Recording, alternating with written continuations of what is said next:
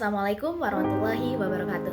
Halo teman-teman, perkenalkan nama saya Sinta Muspiro dengan NIM 2100581 dari Prodi Manajemen Fakultas Ekonomi dan Bisnis Universitas Primagraha.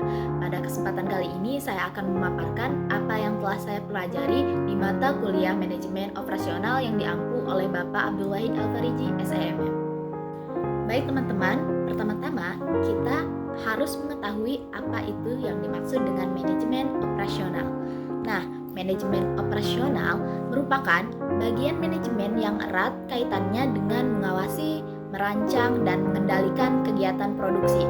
Nah, selain itu, manajemen ini bertugas mengendalikan kegiatan produksi dan proses perbaikan strategi kegiatan bisnis dalam hal produksi barang dan jasa.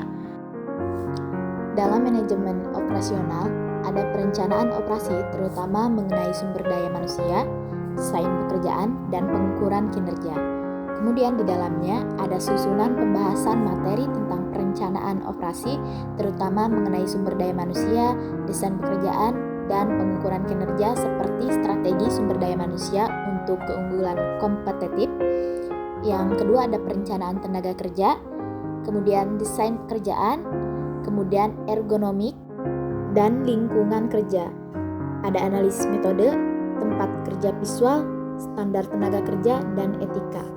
Di dalam strategi sumber daya manusia untuk keunggulan kompetitif, berdasarkan konsep keunggulan kompetitif yang dipaparkan oleh Poster 2009, esensi strategi perusahaan untuk mencapai keunggulan kompetitif meliputi 3, yakni inovasi, peningkatan mutu, dan pengurangan biaya. Berikut penjelasannya tentang strategi inovasi, strategi peningkatan mutu, strategi pengurangan biaya. B. Perencanaan tenaga kerja. Perencanaan tenaga kerja adalah proses strategis untuk memastikan organisasi memiliki jumlah keterampilan dan keahlian yang tepat dalam tenaga kerjanya. Langkah-langkah perencanaan tenaga kerja melibatkan identifikasi kebutuhan, analisis tenaga kerja, dan pengembangan strategi rekrutmen. C. Desain pekerjaan. Desain pekerjaan fokus pada struktur dan konten pekerjaan, serta memastikan keterlibatan dan produktivitas karyawan. Hal ini melibatkan penetapan tanggung jawab, tugas, dan kualifikasi pekerjaan. Desain pekerjaan yang efisiensi memanfaatkan bahwa setiap anggota tim berkontribusi optimal sesuai dengan keahlian mereka. D. Ergonomi dan lingkungan kerja. Ergonomi adalah studi tentang orang-orang di tempat kerja dan merupakan proses di mana tempat kerja, produk, dan sistem dirancang atau diatur ulang sehingga sesuai dengan orang yang menggunakannya. Hal ini bertujuan untuk memperbaiki ruang kerja dan lingkungan untuk mengurangi resiko cedera. Ergonomi perkantoran penting untuk diperhatikan karena merupakan salah satu potensi bahaya dan resiko yang mengancam pekerja di kantor. Bahaya ergonomi atau biomedical hazard dapat berasal dari desain kerja, layout, maupun aktivitas yang buruk. Kemudian ada lingkungan kerja. Lingkungan kerja adalah suasana di mana karyawan melakukan aktivitas setiap harinya. Lingkungan kerja yang kondusif memberikan rasa aman kepada pekerja.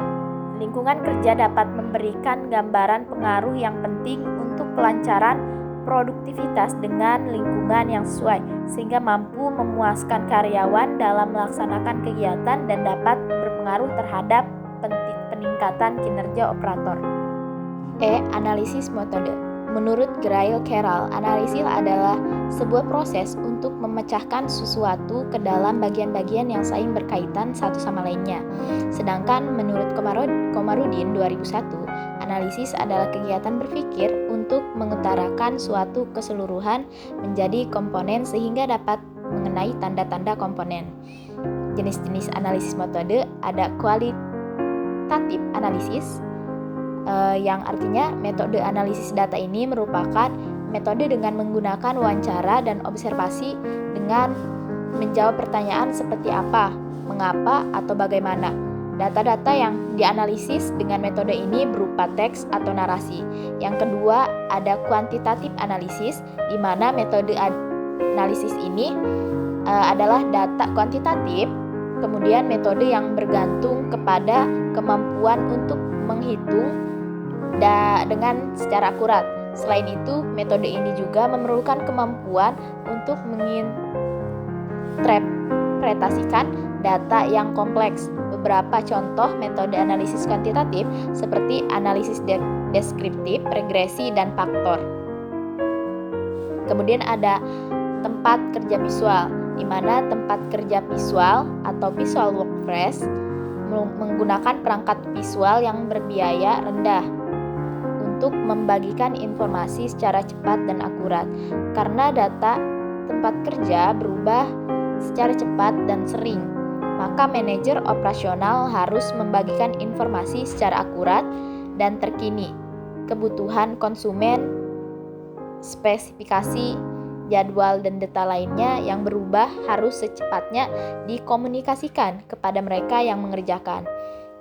Kemudian ada yang H, etika. Etika perencanaan operasi melibatkan pertimbangan terhadap aspek-aspek berikut. Yang pertama, keberlanjutan, kedua, kesehatan dan keselamatan, ketiga, keadilan, keempat, transparansi, kelima, kepatuhan hukum. Kemudian ada pentingnya strategi rantai pasokan.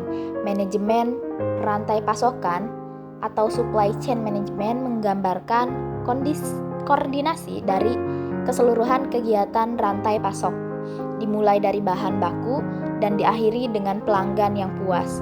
Tujuan dari rantai pasok adalah untuk mengkoordinasi kegiatan dalam rantai pasokan untuk memaksimalkan keunggulan, kompetitif, dan manfaat dari rantai pasokan bagi konsumen akhir. Contoh koordinasi rantai pasokan antara lain Walmart bekerja sama dengan 200 pabrik pemasok utama di Cina untuk mencapai tujuan peningkatan efisiensi energi 220%. Kemudian ada Mercury Marine, produsen mesin kapal pesiar, menggunakan internet untuk memperbaiki desain pembuat kapal dan penjual mesin ketika berjuang dalam kompetisi dengan Honda, Yamaha, dan Volvo.